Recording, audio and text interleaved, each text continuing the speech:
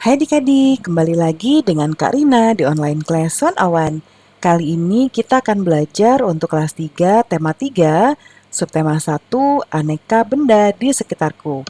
Di pembelajaran 2 ini kita akan belajar bahasa Indonesia, PPKN, dan juga PJOK. Di halaman 12 sampai dengan 21 ya. Nah, adik-adik untuk melihat video lain, adik-adik bisa klik di kanan atas video Karina seperti ini. Nanti akan muncul playlist di tema tersebut dan juga pembelajaran-pembelajaran lain ya, seperti ini.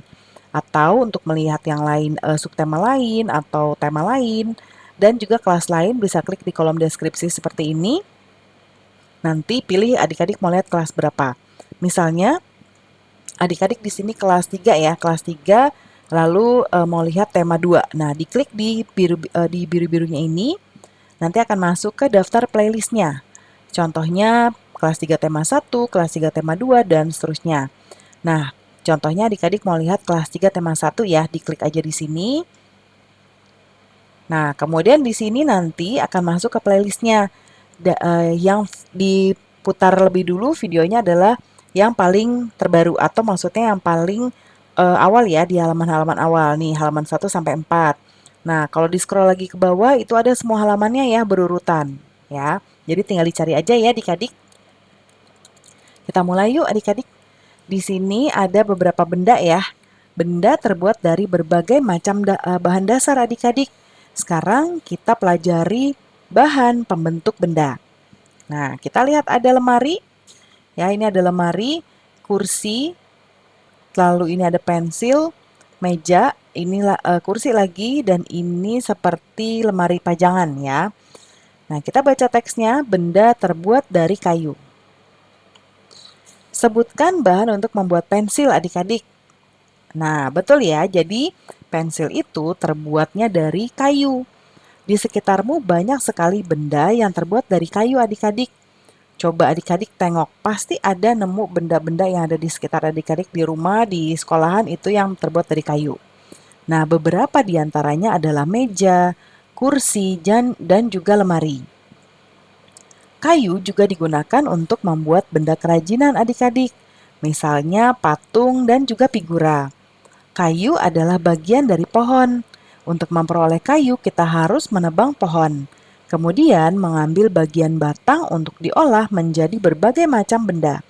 Perubahan dari batang kayu menjadi benda-benda tersebut melalui proses yang berbeda-beda. Pertama, batang pohon ditebang, lalu batang pohon yang telah ditebang tersebut kayu gelondongan atau log. Nah, kemudian eh, log dikirim ke pabrik atau pusat penggergajian adik-adik. Nah, pengiriman log menggunakan angkutan khusus, seperti truk melalui darat atau kapal melalui sungai. Setelah itu, log dipotong-potong sesuai keperluan. Untuk menghindari jamur dan serangga yang dapat menyerang kayu, maka kayu perlu dikeringkan. Cara hanya dengan dijemur. Kayu dijemur sekitar 2 hingga 4 minggu. Setelah dijemur, kayu siap diolah ya untuk sesuai dengan keperluannya. Nah, kayu dapat dipilih menjadi bahan dasar benda adik-adik. Mengapa? Karena kayu mempunyai banyak keunggulan. Keunggulan kayu adalah mudah untuk dibentuk. Beberapa benda yang terbuat dari kayu jati dapat bertahan sampai puluhan bahkan ratusan tahun. Jadi kayu jati ini adalah salah satu kayu yang mahal dan bagus adik-adik. Kenapa? Karena dia tahan lama ya, bisa puluhan tahun bahkan ratusan tahun. Kelemahan benda berbahayaan kayu adalah tidak tahan api, sehingga mudah terbakar. Namun ada beberapa jenis kayu yang mudah juga terserang rayap atau serangga lainnya. Ya, jadi memang kayu pun kita lihat dari kualitasnya juga ya adik-adik ya. Nah, berikutnya berdasarkan wacana di atas, jawablah pertanyaan berikut. Yang pertama, berapa lama waktu yang dibutuhkan untuk pengeringan kayu? Nah, tadi ya kita lihat ke atas nih, 2 sampai 4 minggu. Nih, Karina sudah jawabkan di sebelah kanan. Yang nomor 2, apa keunggulan benda yang terbuat dari kayu? Nah, kalau keunggulannya adalah nih mudah dibentuk ya adik-adik, kemudian tahan lama ya, bahkan bisa puluhan sampai ratusan tahun. Kemudian ada juga kelemahannya. Kelemahannya apa? Kelemahannya adalah nih, tidak tahan api ya, sehingga mudah terbakar. Lalu juga ada yang mudah terserang rayap dan serangga lainnya. Tuliskan contoh benda yang dibuat dari kayu nih, ada di sini ya. Nih, ada meja, ada kursi dan lemari, juga ada rak buku dan juga pensil ya. Nah, berikutnya kita lihat kamu telah membaca cara mengolah kayu. Kayu diolah menjadi benda-benda yang dipakai sehari-hari. Tuliskan dan lengkapi dengan gambar pada kotak berikut. Bagaimana pembuatan benda-benda dari kayu berdasarkan bacaan halaman 12 dan 13 di atas tadi ya. Nah, Kak Rina buatkan seperti ini. Nanti adik-adik bisa menggunakan satu gambar ini untuk ditaruh di sini. Ya. Nah, kalau Karina buatnya lengkap sampai menjadi benda ya, menjadi barang sampai digunakan oleh pembeli ya. Yang pertama, kayu yang ada di hutan ya yang sudah cukup umur. Jadi kayu pun tidak sembarang pohon yang ditebang adik-adik. Ada kayu-kayu yang ada pohon-pohon yang memang sudah siap untuk ditebang ya. Ya boleh kita bilang sudah siap ya atau cukup umur ya. Kemudian setelah itu kayunya ditebang ya. Lalu setelah ditebang, dia akan menjadi kayu gelondongan dan akan dikirim sesuai dengan kebutuhan ya. Misalnya ini ada pengrajin kayu. Nah, dia akan mengasah, lalu memotong, mengecat dan lain sebagainya hingga dia jadi benda ya, benda yang bisa digunakan oleh seseorang ya atau konsumen. Nah, misalnya ini dia bikin meja dan kursi ya. Nah, ini sudah jadi. Ketika sudah jadi, dia akan dijual di toko mebel, dibeli oleh seseorang dan akhirnya ditaruh di rumah. Ya, nah itu proses lengkapnya. Nah, berikutnya perhatikan benda-benda di sekitarmu adik-adik. Adakah yang terbuat dari kayu? Nah, tuliskan nanti hasil pengamatannya di bawah sini ya. Jadi kita menuliskan nama bendanya apa dan juga kegunaannya. Nah, kalau ini sebetulnya bisa sesuai dengan benda-benda yang ada di sekitar adik-adik aja. Karina contohkan ya, yang pertama yaitu adalah pensil. Ini paling sering kita temukan ya adik-adik, pensil. Lalu kegunaannya untuk apa? Ya, untuk menulis dong ya. Untuk menulis. Lalu yang kedua, Karina mau jawab apa ya? Meja. Nah, meja ya untuk meletakkan benda.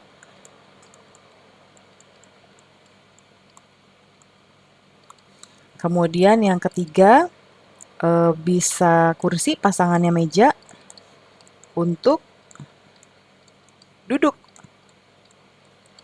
Lalu yang keempat, Karina akan buat papan tulis ya. Papan tulis. Nah, kalau ini untuk menulis pelajaran. Lalu masih ada dua lagi nih adik-adik. Mungkin kita, Karina akan pilih lemari ya.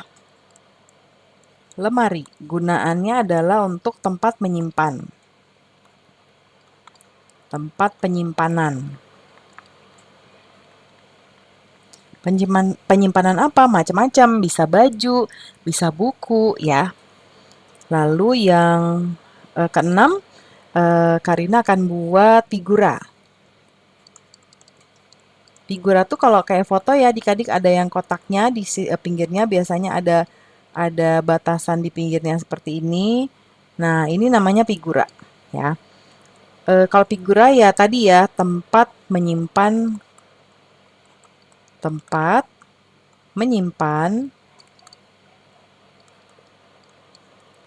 foto, foto atau gambar ya.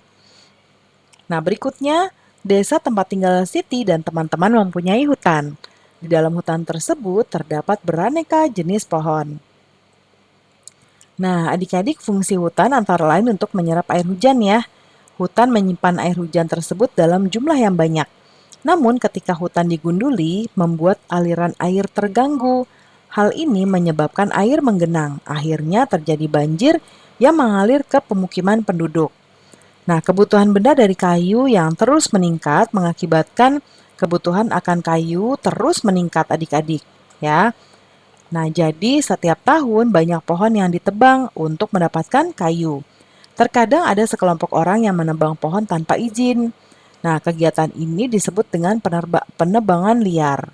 Jadi liar tuh karena dia tidak ada izinnya ya, main tebang-tebang aja gitu adik-adik. Ketemu pohon ditebang ya.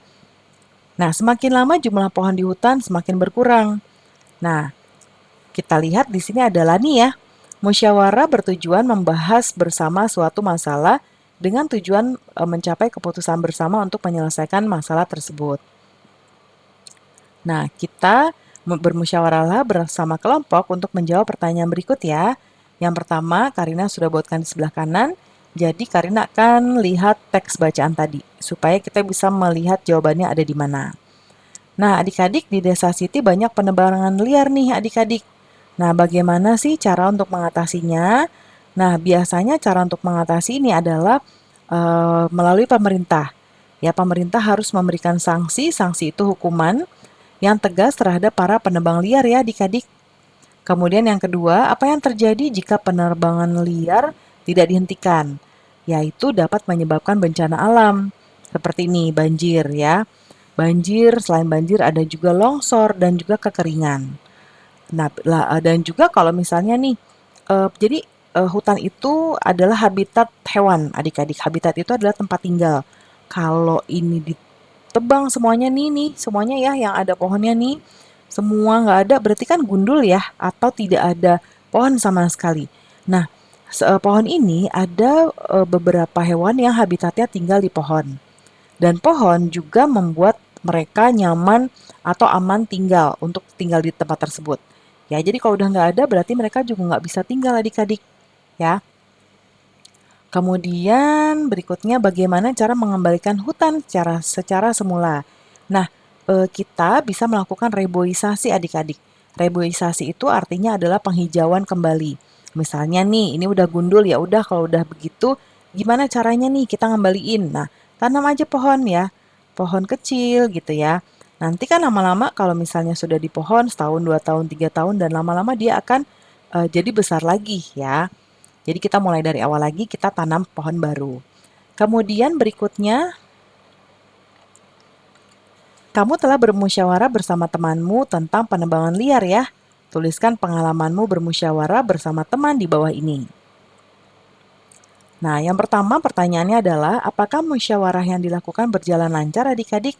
Nah, ini sebetulnya jawabannya pilihan ya. Adik-adik bisa menjawab sesuai dengan keadaan pengalaman adik-adik ketika adik-adik bermusyawarah.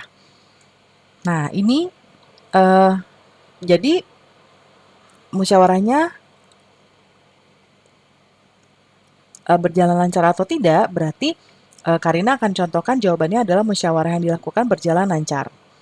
Lalu yang kedua, apakah semua teman memberikan pendapatnya adik-adik?